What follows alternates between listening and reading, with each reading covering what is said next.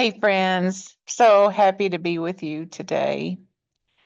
Um, the topic is a little different today relative to when good people suffer and why things happened, why bad things happen to good people.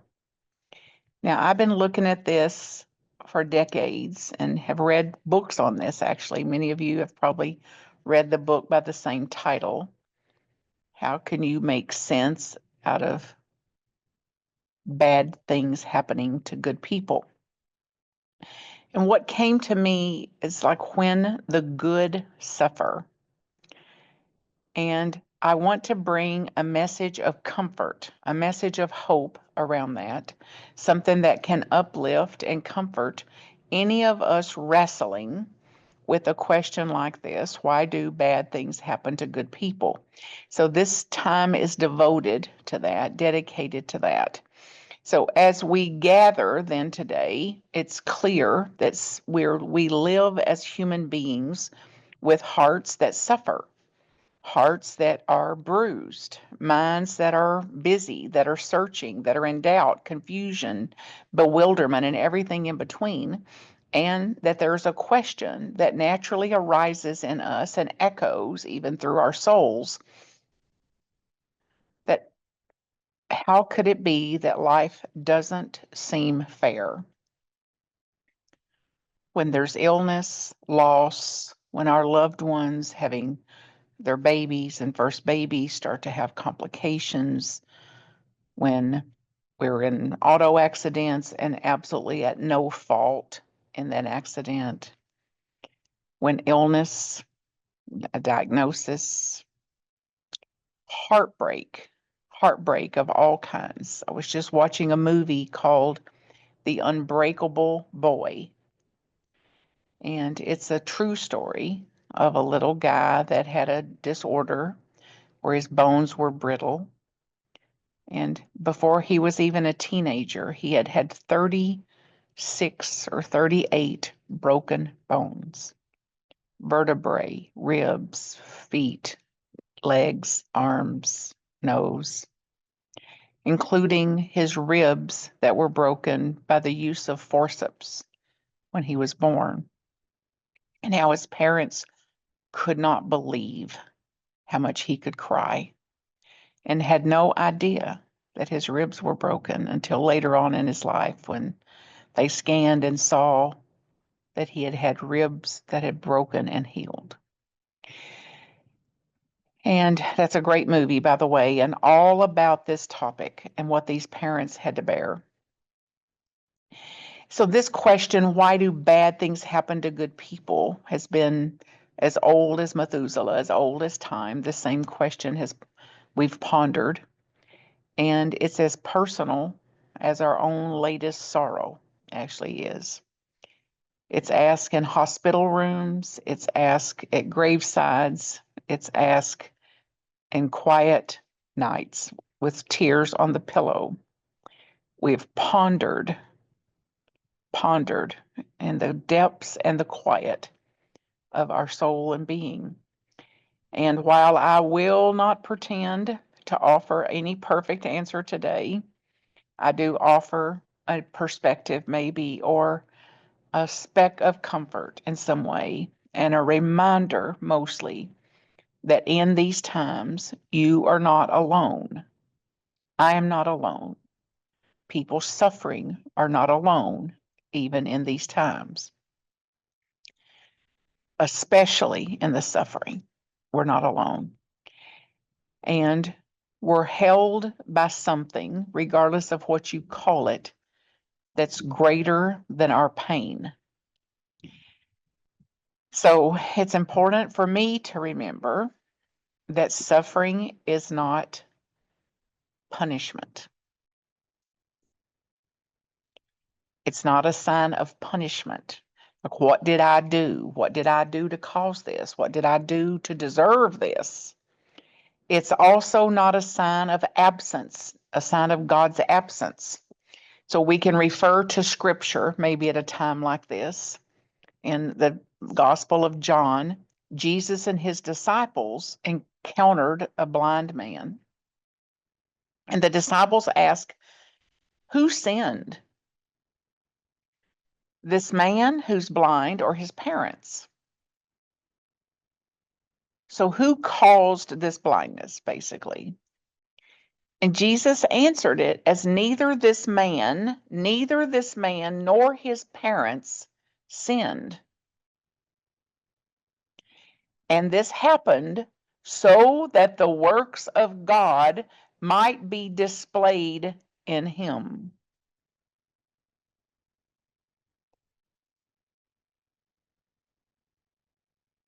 No sin.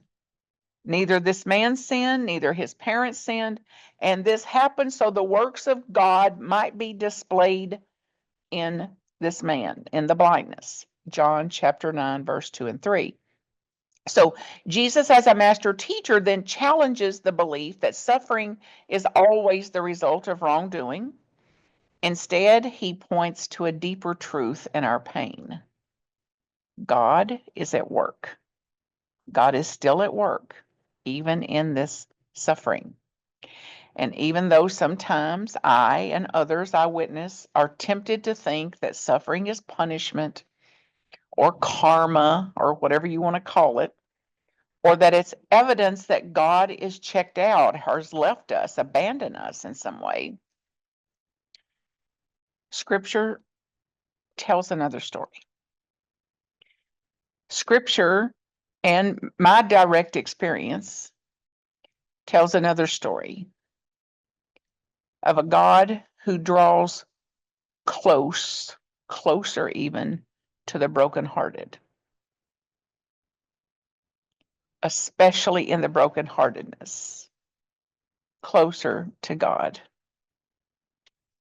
So from Psalms 34:18, the Lord is near the brokenhearted. The Lord is near the brokenhearted and saves the crushed in spirit. So being crushed in spirit doesn't mean that we're abandoned. It means that we're seen. It means that we're known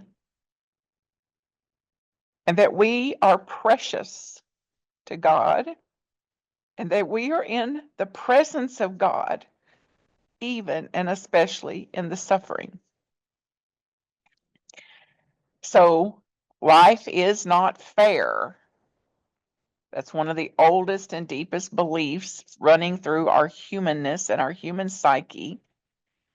So life isn't fair, period. However, God is present. God is faithful.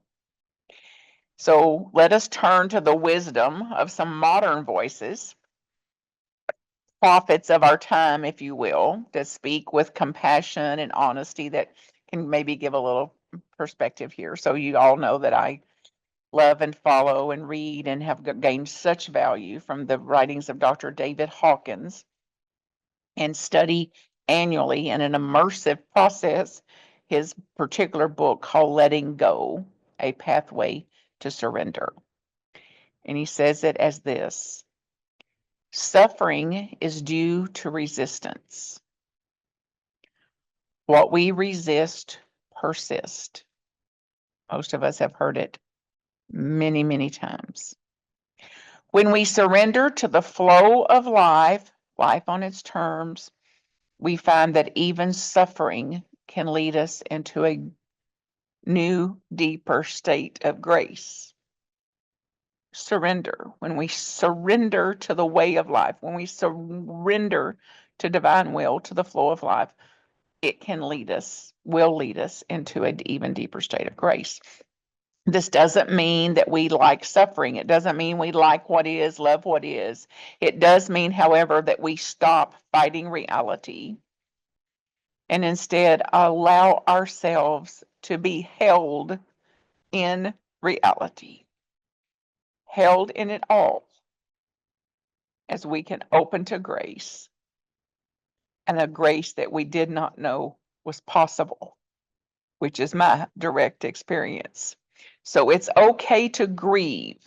It's important to grieve, vital to grieve. It's okay to be angry, to be enraged, to be outraged. It's okay to cry and to cry out. Jesus cried out, "My God, why have you forsaken me?" So cry out and open. And here's what may be the most astonishing. The cry of despair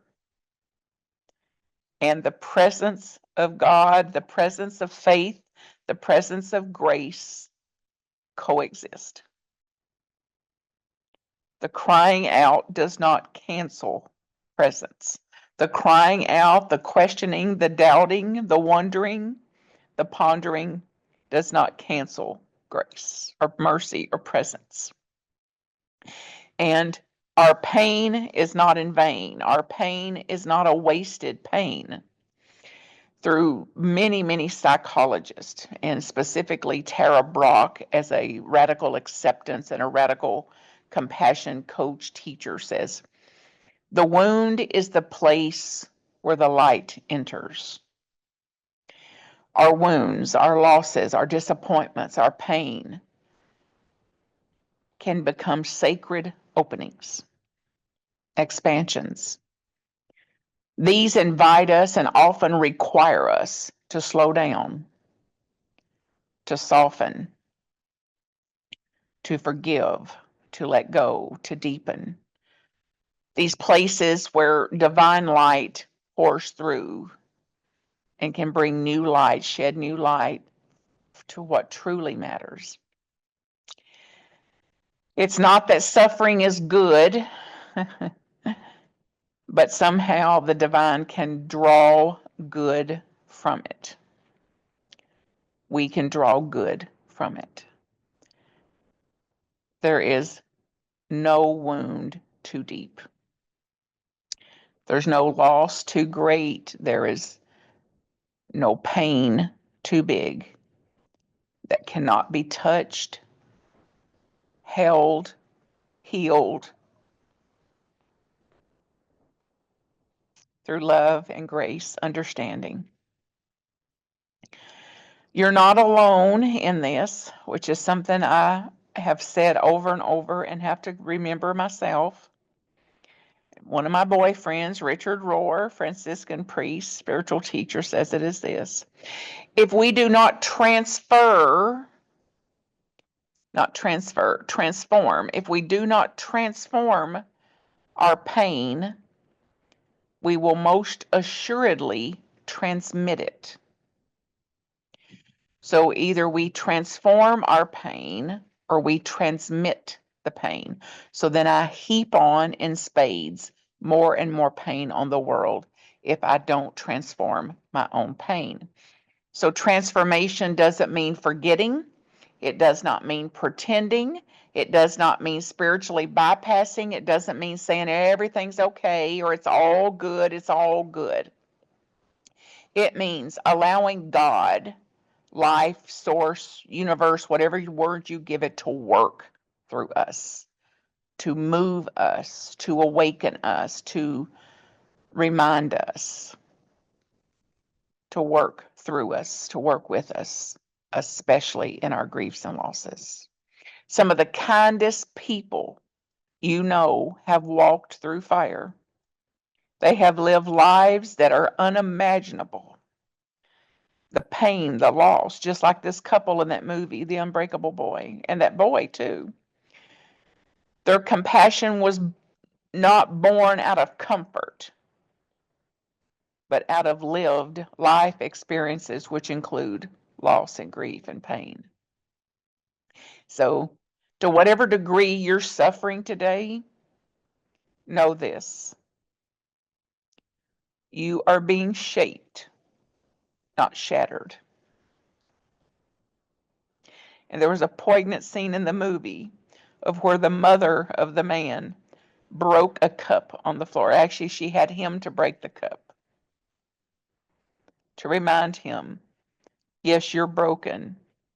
And yes, you can go right back together again. So God does not cause our suffering, and God does walk with us always and in always in the suffering. Never alone. The greatest mysteries of love. The greatest mysteries of love. We may never fully understand what suffering's about, where it comes from, what it means. Certainly in this dimension, I don't think I can ever understand it all. I cannot make sense of the depths of what humans have bared over time, since the creation of time, and still bear. And I can absolutely learn to stand together in it, to walk with each other, to witness each other in it. We can choose to offer compassion and love and mercy, and to do so more tenderly, more fiercely, and more truly, to make this suffering sacred. There is a greater mystery at play here, and my deepest spiritual practice is to accept the mystery of the way things are, to accept the mystery of life itself. We have never been promised a pain-free life. Never. And we can be different in the pain. So I pray for you that if, to whatever degree your heart is broken or breaking, that you be comforted right here and right now. That if you're questioning anything, everything, that you know your questions and questioning is sacred too. And if you're holding and bearing the burden of grief or loss in any way, I pray that it is softened today into a new grace. And may you trust that even in the darkest night, God is real, present, and at work with you, through you. We walk with one another, not with easy answers, but with open hearts, a willingness to open further. We choose now to see it differently. Blessings beyond anything and any words I have, friends. marthacreek.com to contact me directly. Blessings.